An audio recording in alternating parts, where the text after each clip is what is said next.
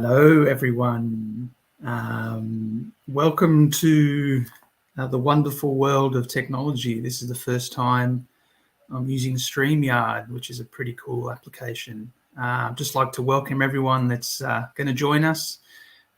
Just like to say happy this long weekend because I guess for a few, I guess it's almost the year really, as some of you that are joining us.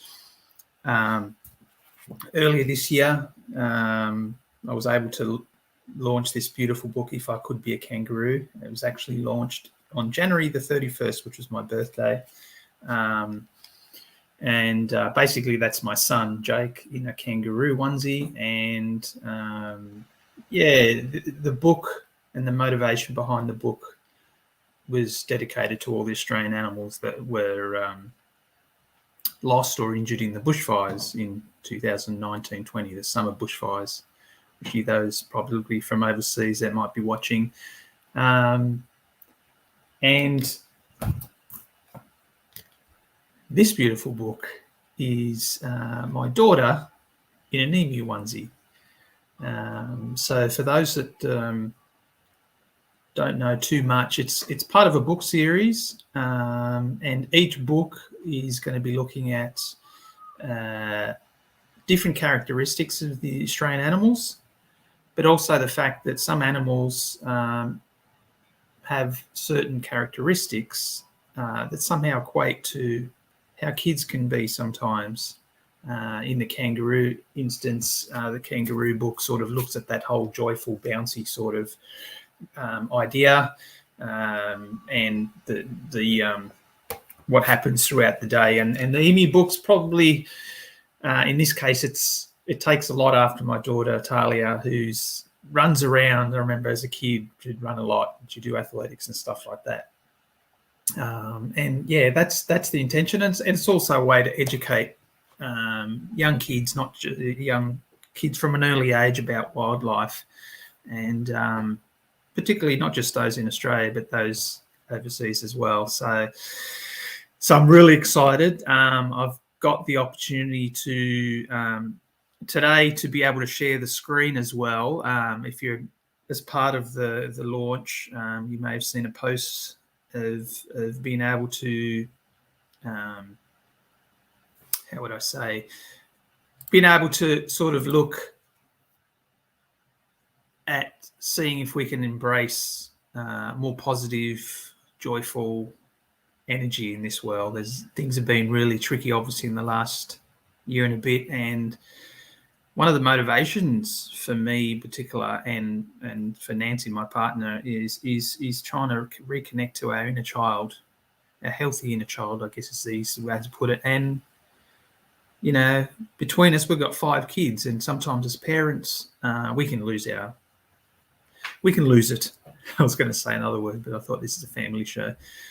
And so sort of just looking at it as how can we connect to our inner child, and the story behind the books in a way as well was I dabbled in some poetry at the beginning of last year, and my beautiful friend Nancy's friend Pato, who's Argentinian, she read my If I Could Be a Kangaroo poem at a playgroup, and she said to me in August last year, "Oh, why don't you make this into a kid's book?" So I was just like, how do I do that? Ironically, because I have a background in technology, and obviously having Nancy and I having launched music before, I guess it was just an opportunity to be able to take on board those technology skills and sort of understand how to launch a book, find an illustrator. These beautiful pictures have been illustrated by Tulip Studio.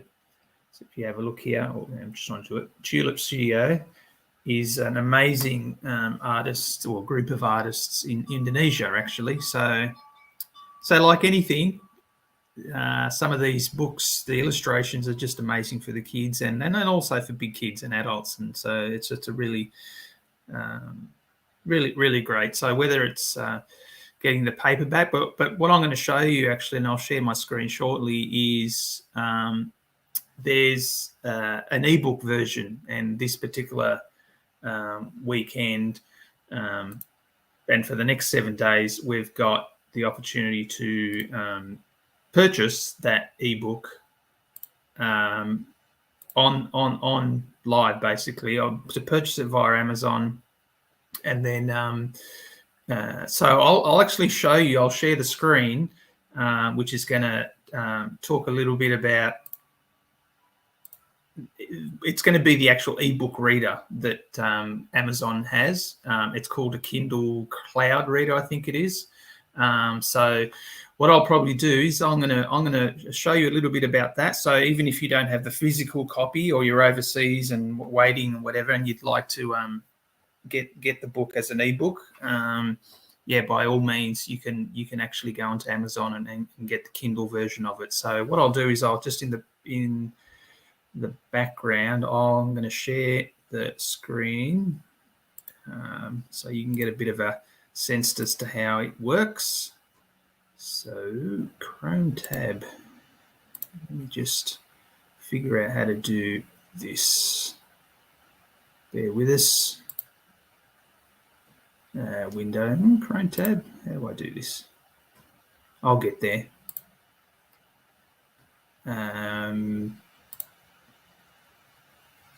Of course, I will try to work out how to do this. Here we go. So I'm not sure whether you can see that at the moment. So if I can, it's basically it's a as I said, an ebook reader that you download the ebook. I'll just check on my phone to make sure. Maybe put a comment in the screen to see that you can see it at the moment. But basically, yeah, it's an ebook reader that allows you to flick through the pages and then go from there. So just bear with me. It's trying to do something. Exit. Don't know why it's doing it. So technology, don't you love it? Let me see if I can. Anyway, we'll see what happens. So I don't know, actually. Let me see if that can connect to that. Maybe someone can actually. I'll try again. I will try one more time to see if I can connect to the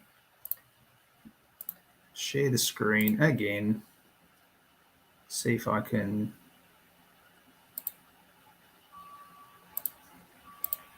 Oh, okay, so hopefully that takes you. So what this is doing is it's loading up the book. So if you have a look here, that happens to be the If I Could Be book, and literally you can. There's a little right button, and you can literally go through as if you're reading the book. So in this particular instance, it basically will go through the poem. It's got all the beautiful illustrations, and as much as it's not as tangible as reading the book and holding the book like kids, because that's essentially what is the best part of it, especially when you're reading bedtime stories and you're away from technology. But like I said, it's a really good way as well of connecting to the books and then go from there. So that's my beautiful partner contacting me. And then, yeah, just going from there. So that's essentially what it's about. So, yeah, so that's pretty cool. So what I'm going to do is, I don't know whether you're interested in having a look at the book itself. So how about if you have a look here, If I Could Be a Kangaroo, and there's such amazing pictures. So I'm not sure whether you can read and see that. It's almost in opposite. So I'll read it anyway, and we'll see how we go. So, if I could be a kangaroo, every run would be a burst. From side to side, I'd swerve in traffic, gaining quite a thirst. I feel like it's play school. It's really cool. Like I said, a lot of 3D pictures on that. Really bright. beautiful partner is.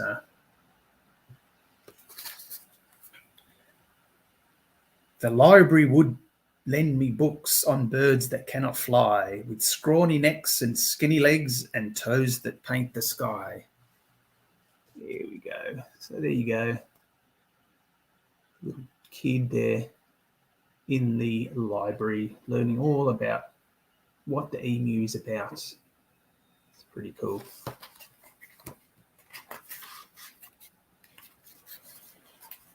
The park would be the place I'd show the length that I can jump. I'd climb the bars in one big leap, and down the slide I'd bump. Now, funny thing about this, my daughter, Tali, when she was really young, not only was she on the monkey bars, sometimes she'd climb on top of the monkey bars.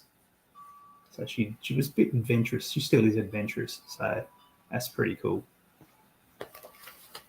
And like I said, some of the pictures, I mean, all of the pictures, they've got their little bits. You know, they've got the slide there, even in the back, down on this part here, there's a little sand pit, little thing in the little bucket in there. I'd use my eyes to see if sudden danger I must flee. I'd stay away from dingoes playing hide and seek with glee. So one of the characteristics of the emu, obviously they're very fast, but one of its predators is the dingo. So again, trying to look at the vulnerability of children, but also take on some of those characteristics of the animal itself so people can learn about the animal, not just here in Australia, but those overseas. With feathers round my body, it would be so nice and warm. No need for shelter when it rains. I'd weather every storm.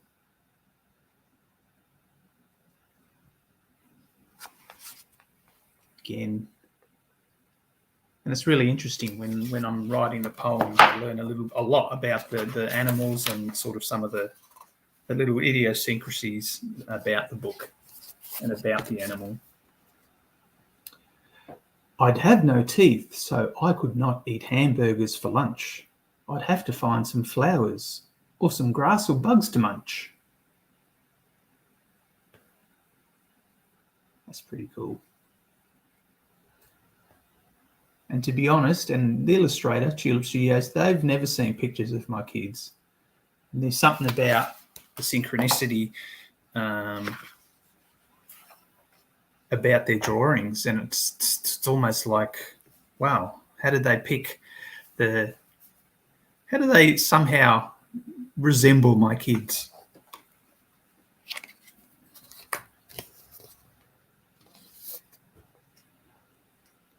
I'd run in open spaces where the butterflies all meet, with flowers all around me. They would tickle both my feet. There you go. So imagine running. You can't see the bottom of that, but I'll bring that up a little bit. Running along. There's butterflies and bugs. There's a nice little ladybug there.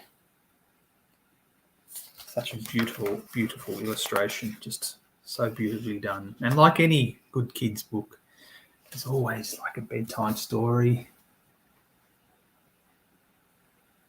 From all the fun and games, I'd be so tired every night. In bed, I'd rest my neck and beak, but first turn out the light.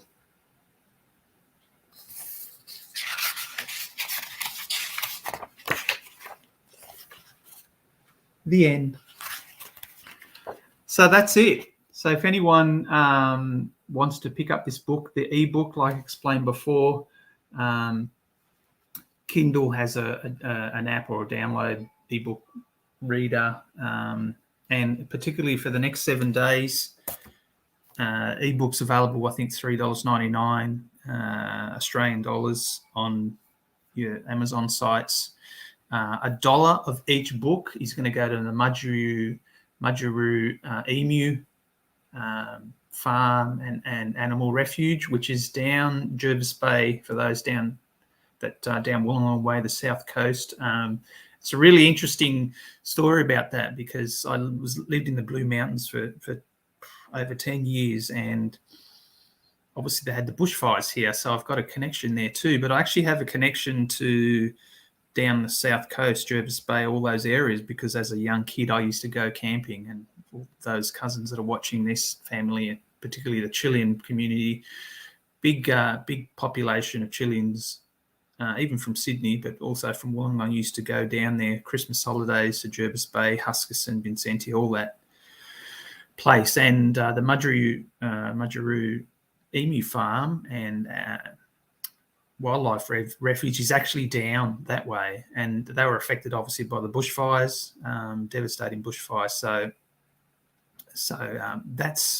that's the connection I also have with that place. And I'm going to be donating $1 for each ebook sold for the next 7 days. I'll be donating $1 to them down there, just so they can continue doing their amazing work. Belinda down that way.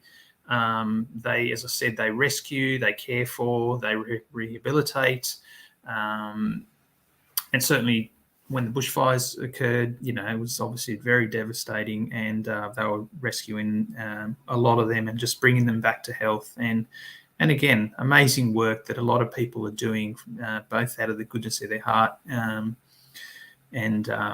can't say much more about that, but as I said, ebook available. If anyone in Australia would like a copy of either book, you can get it from Amazon, but I do have some stock that I can post them out to you, and you can just send us a message on the Facebook page that I'll have on here, and then we'll just go from there. And I think, as I said, explore your creativity. Everyone has something to offer. Everyone has something to offer. Everyone